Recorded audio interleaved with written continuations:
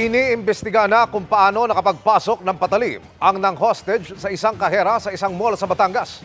Sugatan ng biktima, pati hepe ng pulisya na nakipag-negosasyon sa suspect. Nakatutok si June Veneracion. Gamit ang patalim, hinostage ng lalaking ito ang isang kahera sa isang tindahan sa SM City Lipa sa Batangas kahapon. Tumagal ng halos 3 oras ang hostage negotiation. Pamilyado ka ba? Ito nga sir eh. Pamilya ko nga sir nag-ano eh. Yung asawa ko eh.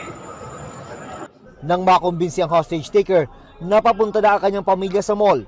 Pumayag na ito na bumaba mula sa second floor. Dito na nakahanap ng tiyempo ang mga pulis.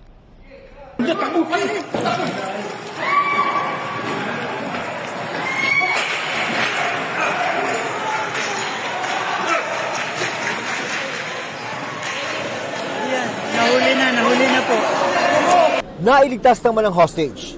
Emosyonal pa rin ang biktima nang makaharap namin kanina at tumanggi siyang magpa-interview.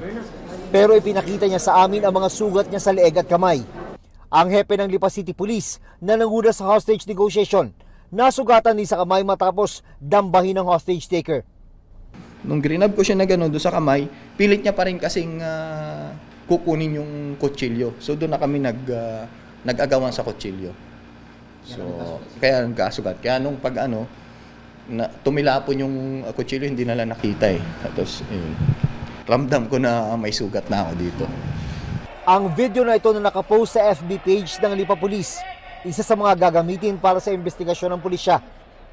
Maharap ang suspect sa reklamong serious illegal detention at paglabag sa Omnibus Election Code, kaugnay ng illegal possession of deadly weapon.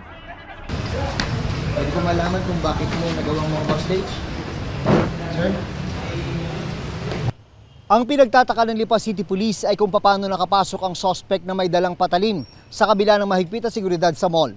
Isa raw ito sa mga dapat sagutin ng mga security officer ng mall. Sa inilabas na statement ng SM, sinabi nito na nakipagtulungan ang kanilang security sa PNP para makontrol ang sitwasyon kahapon. May gagawin din daw na joint investigation para hindi na maulit ang kaparehong insidente. Pinuntahan din ng mga opisyal ng mall ang hepe ng Lipa City Police at tiniyak na nagsasagawa rin sila ng internal investigation. Yun naman po ang nila doon, na pananagutin talaga nila kung sino yung mayroong lapses sa security. Sinabi naman nila na paigtingin nila yung security nila.